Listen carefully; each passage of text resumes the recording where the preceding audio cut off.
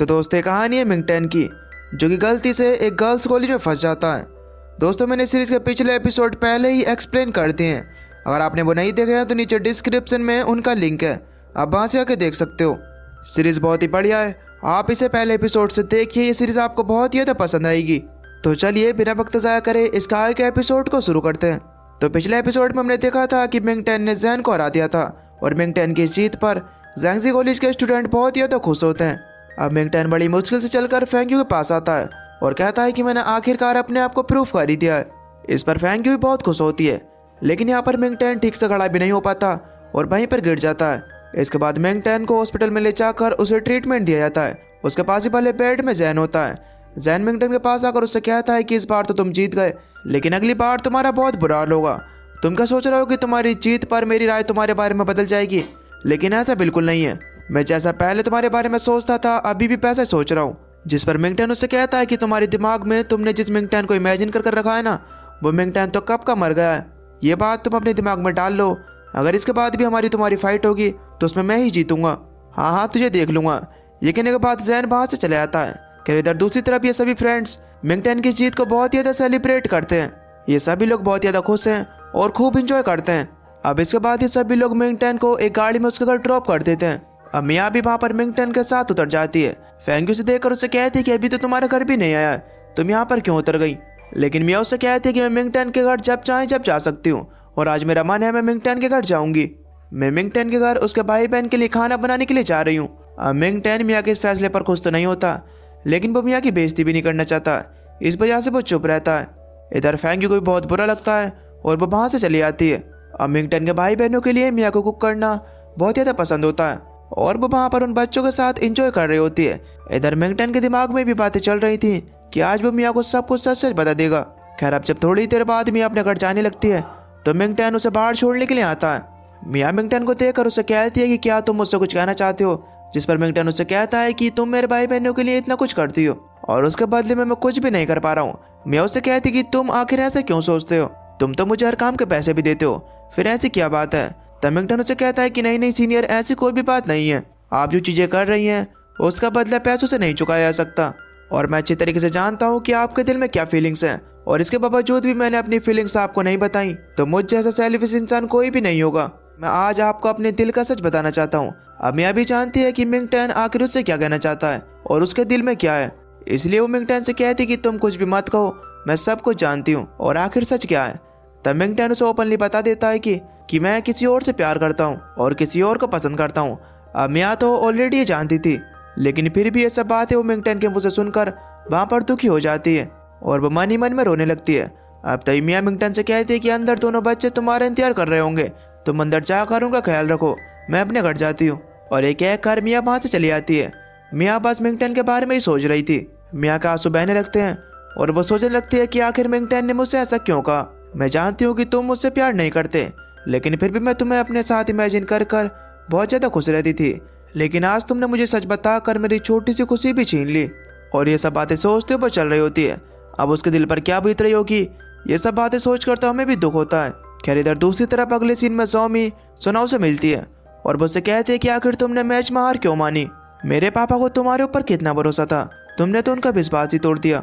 जिस पर सुनाओ से कहता है कि हार मानने का दुख तो मुझे भी है, लेकिन अब तुम्हें मेरी इतनी फिक्र करते हुए देखकर मुझे लगता है कि मैंने ये सही किया। नहीं नहीं मुझे तुम्हारी कोई फिक्र नहीं है। ये कहने के बाद जोमी वहाँ से जाने लगती है, लेकिन अब तभी वहाँ पर सुनाओ जोमी को रोकता है और उसके पास आकर उससे अपनी दिल की बात कह ही देता है। वो उससे कहता है कि मैं तुम्हें बहुत ज़्यादा पसंद करता हूँ और तुम मुझे बहुत ज़्यादा अच्छी लगती हो। मेरा तुम्हारे पापा से दैट स्ट्राइक सीखना ये तो सिर्फ एक बहाना था ताकि मैं तुम्हें हर रोज़ देख सकूँ। मुझे पता है कि मेरे कॉलेज के स्टूडेंट्स मेरे गिव अप करने पर मुझ पर बहुत ही ज़्यादा गुस्सा है, लेकिन मुझे इस चीज़ की फिक्र नहीं है। मेरे लिए तुम्हारी खुशी से ज़्यादा कुछ भी चीज़ इंपॉर्टेंट नहीं है। तुमने भी तो मिंगटन को ट्रेन किया था, तो इसकी वजह से मिंगटन की जीत में तुम्हारी भी जीत है और बस यही बचा है कि मैं मिंगटन को हराना नहीं चाहता था जिससे कि तुम्हें दुख पहुंचे, तुम्हें ऐसा नहीं लगे कि तुम्हारी ट्रेनिंग बेकार गई। बस यही बचा थी कि मैंने गिव अप किया था। अब ये सही बातें सुनने के बाद सोमी एकदम शॉक्ड हो जाती है। उसके पास कहने के लिए कुछ शब्द ही नहीं थे और फिर संभलते हुए उससे कहती कि वो मुझे घर जाना है। ये कहने के बाद वो वहाँ से चली आती है। अब सुनाओ चिल्लाते उससे कहता है कि मैं तुम्हारे जवाब का इंतजार करूंगा, ठीक है। अब सोमी भी सुनाओ की इन बातों पर कन्फ्यूज थी, इसलिए वो फेंग्यू घर आकर वहाँ पर एक सैंडबैग को पंचेस करने लगती है। अब जब फेंग्यू उससे पूछती है तो वो उसे सारी बात बता देती है। तो क्या तुम्हें उसने प्रपोज किया था? हाँ यार, लगता तो ऐसा ही है। खैर अब इसके बाद अगले दिन सुनाओ प्रिंसिपल के ऑफिस में खड़ा होता है। वहाँ पर प्रिंसिपल सुनाओ से पूछते हैं कि आखिर तुमने ऐसा क्यों किया? तुमने तो हमारी दूसरे कॉलेज के सामने नाक कटवा दी। सॉरी सर, लेकिन मुझे उस वक्त जैसा ठीक लगा मैंने वैसा किया। ओह अच्छा, तो ऐसी बात है। तो ठीक है, मैं भी वैसा करूँगा जैसा मुझे ठीक लगेगा। आज से तुम कॉलेज के बॉक्सिंग क्लब के कैप्टन नहीं हो। सर मैंने तो पहले इसी बॉक्सिंग क्लब से रिज़ाइन कर दिया। ओह ये सब प्लानिंग तो तुमने पहले से ही कर रखी थी, तो अब तुम यहाँ से जाने का प्लान भी बना लो। सर मेरा कॉलेज को छोड़ने का मन तो बिल्कुल भी नहीं है, लेकिन आप जो मेरे लिए फैसला लोगे वो ठीक ही होगा। अब प्रिंसिपल को सुनाव पर बहुत गुस्सा तो आ रहा था, लेकिन वो सुनाव को कॉलेज से नहीं निकालते। वो उससे कहते हैं कि आज से जितनी भी सफाई का काम है, कॉलेज की जितनी भी सफाई है वो सिर्फ तुम ही करोगे। अब सुनाव कॉलेज के सारे बाथरूमों को क्लीन कर रहा होता है। अब तभी वहाँ पर जैन आकर सुनाव को चिढ़ाता है। वो उससे कहता है कि आपकी गलती का आपको सही अंजाम मिला है। बॉक्सिंग क्लब की आप फिक्र मत कीजिए, मैं उसे अच्छी तरीके से संभाल लूंगा। आप तो बस अपनी सफाई पर ध्यान दीजिए। और ये सब बातें कहने के बाद वो वहाँ से चला जाता है। लेकिन ये सभी चीजें देखकर ओंचो को बहुत ही दुख होता है, क्योंकि वो सुनाओ को बहुत ही पसंद करती है। अब इधर दूसरी तरफ बयूनो और मिंगटन बातें कर रहे होते हैं। मियाँ अब सच्चाई को एक्सेप्ट कर चुकी है और वो अब मिंगटन को एक बेस्ट फ्रेंड के तौर पर देख रही है, लेकिन अभी भी उसका इरादा यही है कि मिंगटन और फेंग्यू कभी भी एक ना हो। अब तभी इनके पास जोमी आती है। जोमी इनसे कहती है कि एग्जाम का रिजल्ट आ गया है और हम दोनों इंग्लिश के एग्जाम में फेल हो गए हैं, यानी कि मियाँ और जोमी इंग्लिश के एग्जाम में फेल हो गई हैं। 3 दिन में ही इंग्लिश का री एग्जाम होने वाला है और अगर हम उसी में ही फेल हो गए तो हमें दोबारा से इसी सेमेस्टर में बैठना पड़ेगा।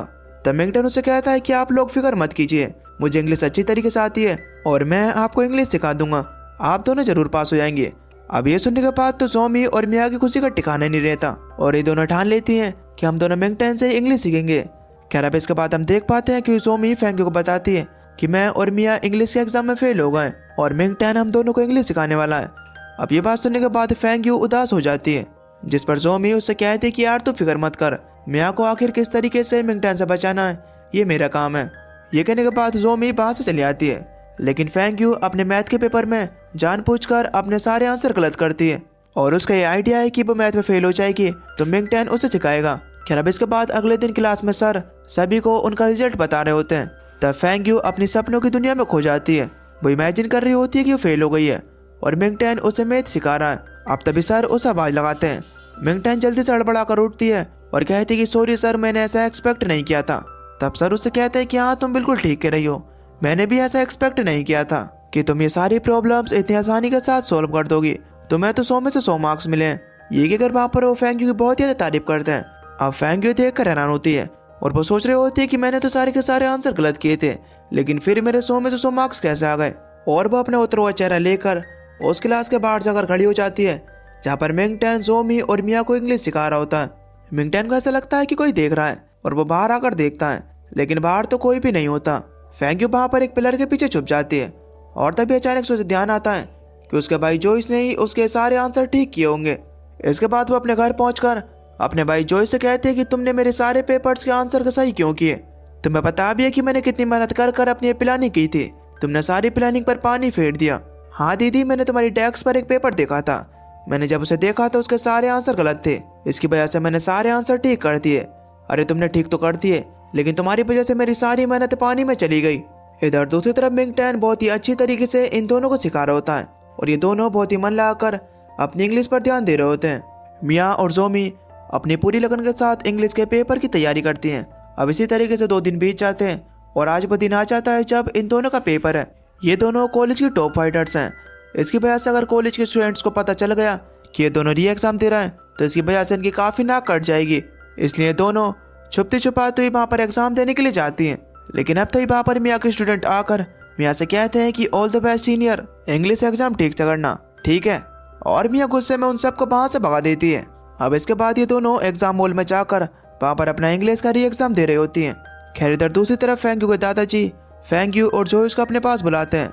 वो फेंग्यू से कहते हैं कि अब तुम्हें भी कंपनी को संभालना पड़ेगा, आज से ही तुम इस कंपनी के कामकाज को देखना शुरू कर दो। ये सुनने के बाद तो फेंग्यू एकदम टेंशन में आ जाती है। वो कहने लगती है कि दादाजी आपने तो मुझसे कहा था कि आप मुझे कॉलेज की पढ़ाई पूरी करने देंगे। हाँ बेटी, प्रॉमिस तो किया था, लेकिन पढ़ाई से कहीं ज़्यादा इंपॉर्टेंट कंपनी है।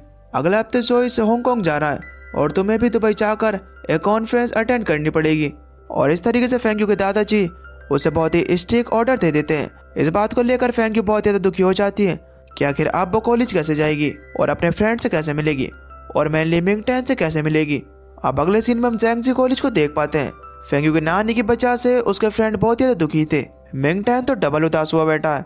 अब वहाँ पर उन दोनों का इंग्लिश एग्जाम का रिजल्ट पे आता है। उस एग्जाम में मिया को 62% और जोमी को 61% मिले थे। अब तभी मिया इन सबसे कहती है कि क्या तुम सभी लोगों को ध्यान है कि हम लोगों ने प्लान किया था कि हम लोग अगर पास हो गए तो हम सभी लोग थीम पार्क जाएंगे। ओह चलो तुमने अच्छा ध्यान दिलाया, हम सभी लोग थीम पार्क जाने की तैयारी करते हैं। इधर दूसरी तरफ फेंग यू अपनी कंपनी का काम देख रही होती है। अब तभी से वहाँ पर जोमी का एक वॉइस मैसेज आता है। उसने उसमें कहा होता है कि हम दोनों इंग्लिश में पास हो गई हैं, तुम कॉलेज कब आओगी, हम तुम्हें बहुत ज़्यादा मिस कर रहे हैं।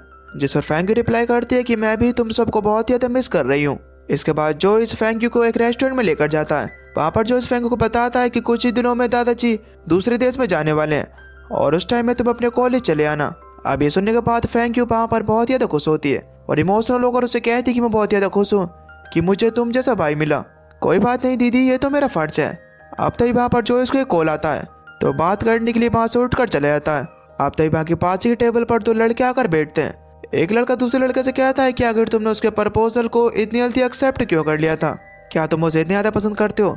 तब दूसरा उससे कहता है कि जब उसने मुझे प्रपोज किया था तो उसने इतनी अच्छी ड्रेस पहन रखी थी कि मैं उससे मना ही नहीं कर पाया। उस ड्रेस में उसे देखकर मेरा दिल तो उस पर फिसल गया। अब यहाँ पर फेंग यू बातें सोचने लगती है कि अच्छी ड्रेस पहनने से मिंग टैन भी उसके प्यार को एक्सेप्ट कर लेगा। इधर दूसरी तरफ बॉक्सिंग क्लब में वहाँ पर जोमी मिंग टैन को बहुत ज़्यादा उदास दिखाई देती है। तब मिंग टैन उसके पास आकर उसकी उदासी की वजह पूछता है। जोमी से बताती है कि मुझे फेंग यू के लिए बहुत ज़्यादा बुरा लग रहा है, उसे थीम पार्क बहुत ज़्यादा पसंद है लेकिन अफसोस वो हमारे साथ नहीं आ पाएगी। अब मिंग टैन ये बात सोचने लगता है कि अगर फेंग यू को थीम पार्क पसंद है तो मैं उसे थीम पार्क जरूर लेकर जाऊंगा। और दोस्तों बस इसी के साथ ये एपिसोड यहीं पर ख़त्म हो जाता है। आपको एपिसोड कैसा लगा हमें नीचे कमेंट करके जरूर बताना। दोस्तों मैंने बहुत समय पहले इस सीरीज़ को एक्सप्लेन करना शुरू किया था, लेकिन जब मैंने देखा कि इस सीरीज़ पर रिस्पॉन्स बिल्कुल भी नहीं आ रहा है तो मैंने इस सीरीज़ के एपिसोड एक्सप्लेन करने बंद कर दिए।